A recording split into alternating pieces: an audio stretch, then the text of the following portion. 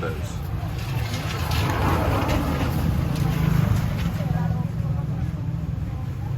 Potatoes look good.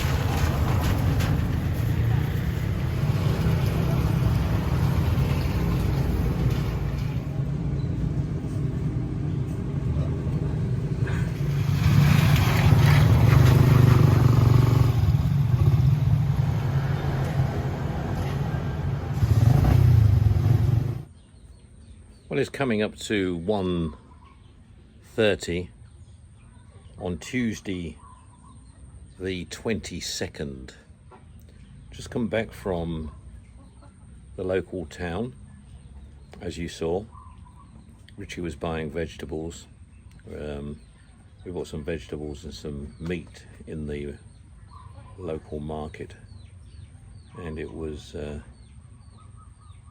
the town wasn't too busy. It was active though, as always. And now we're chilling out. I'm not working at all today, and because of the weather, the builders aren't working either. So that's why. I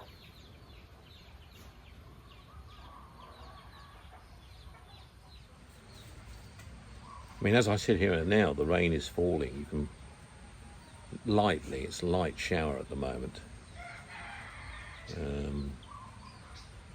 But yeah, you may hear it on the roof very faintly.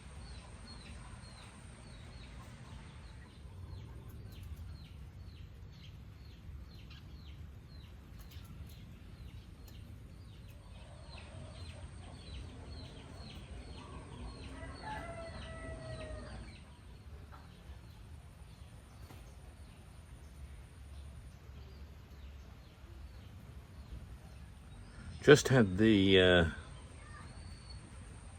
guy over, the carpenter who's making our doors, windows and window frames. We're having doors made rather than, we've seen some doors we could buy off the shelf, as it were, in some of the builders' yards. But we're having some made, so it's a little bit of a splash out on these, the doors and the door frames. Doors and door frames make a building, particularly a frontage.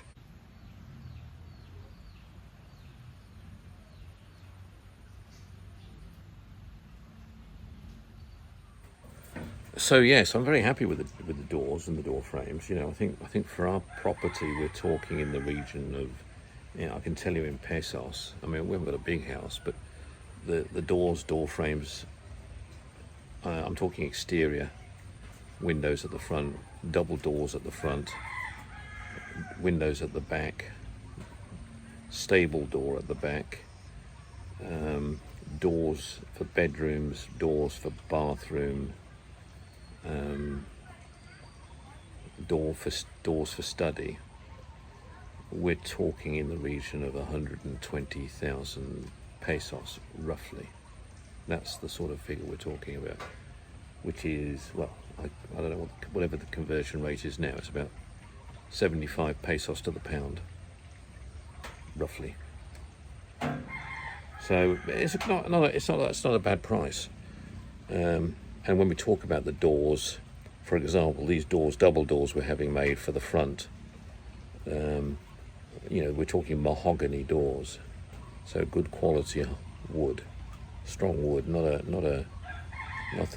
anything other than good quality. Designed to our spec as well. And that price also includes the glass for the windows and all the fittings. So so hinges and so on as well. So you start thinking about it, it's not a bad price at all, really.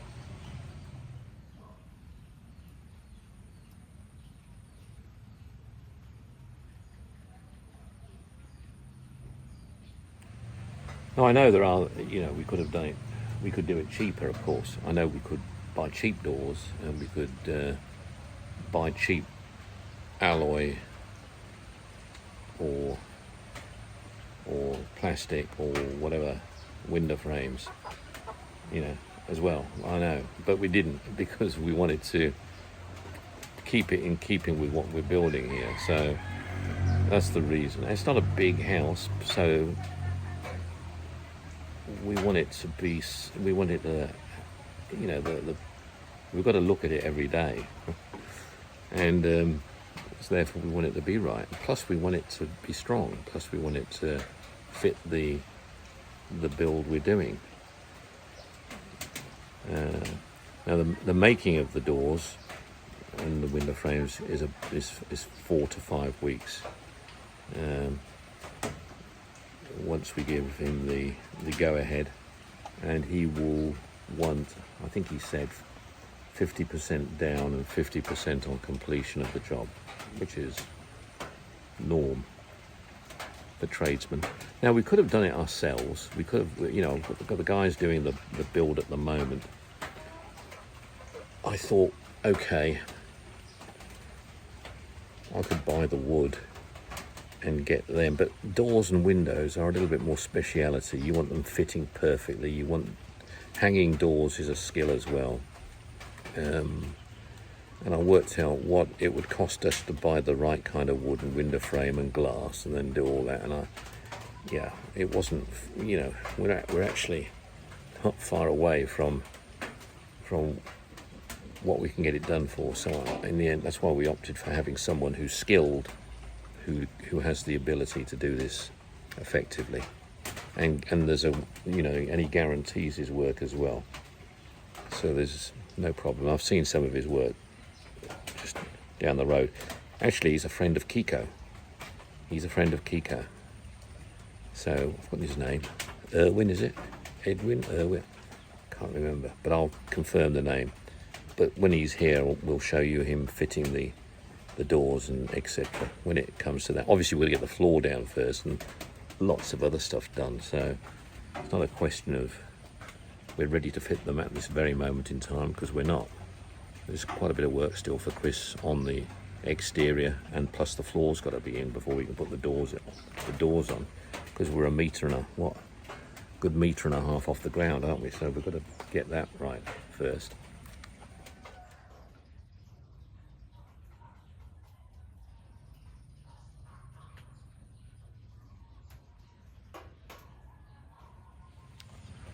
Yeah, tomorrow I'm also taking all 3 of our dogs to the vet. We're having their just top-up vaccination. They're still puppies. They've had the one about a year ago. They've had their rabies shots, but now we're going in for their adult doses, shall we say? You know, now. So I just went to arrange it at the vet when I was in town today, and we're going to whip them in tomorrow to get that done, which they're going to love. It's what, the 5-in-1 as they call it over here, what they have.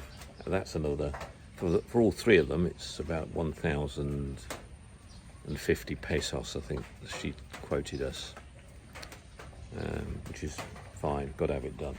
Can't, you know, when they roam around here, they come into contact with other things. You want to keep them protected as well.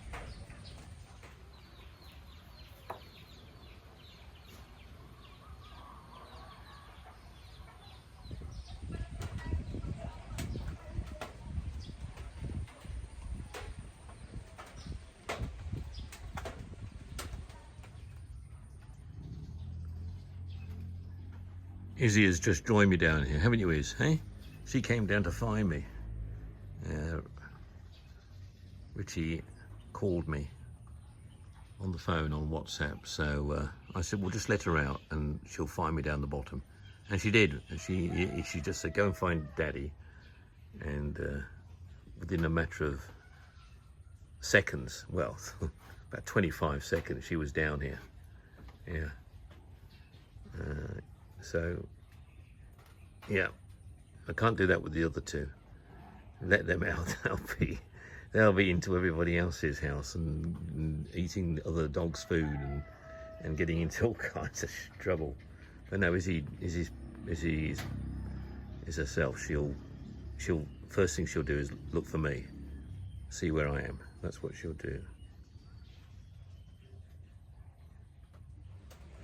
Yeah, I've been trying to follow the lions in terms of them. Well, the first match was last week on, was it Friday? Saturday, I can't remember which day it was. Which they won the first test. Which they was, you know, Australia aren't the toughest team to beat in the southern hemisphere at the moment. So everyone says the Lions should win it anyway. It should be an all-out whitewash. Yeah, but we all, as we know, everybody always lifts their game when they're playing the Lions on a tour. So I always enjoy the Lions tour. It's always a bit of camaraderie. You know, it's when Wales, Scotland, Ireland and England put their best forward to form the Lions to go and play in the south. And there's always an atmosphere with it, a lot of atmosphere with it.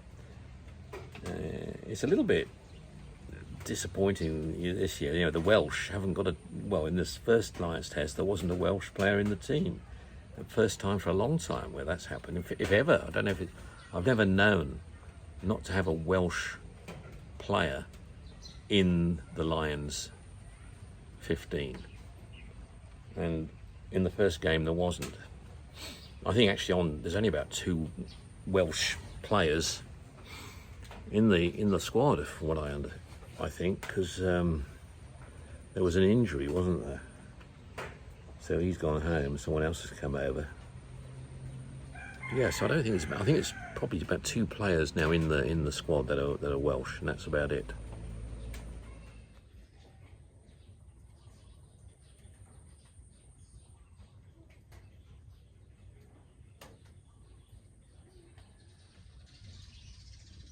Quite peaceful down here now, actually. The rain has stopped. The breeze has stopped, died down. There's a kind of a silence. It's like the still before the storm, as they say. A lot of flooding, you know, in Malolos and near Pampanga area. These areas, and flooding in Manila as well. And yeah, there's been a lot of rain falling. I mean, well, we've had a lot of rain falling here. But yeah, you know, as I've said, because we're in an agricultural belt, we have a lot of green areas, so the water soaks away. It sort of goes, it doesn't hang surface for too long. And it disappears fairly quickly. It gets muddy, but so it takes an awful lot for it to flood. It has to be a river bank burst to get sort of water up to our knees, as it were.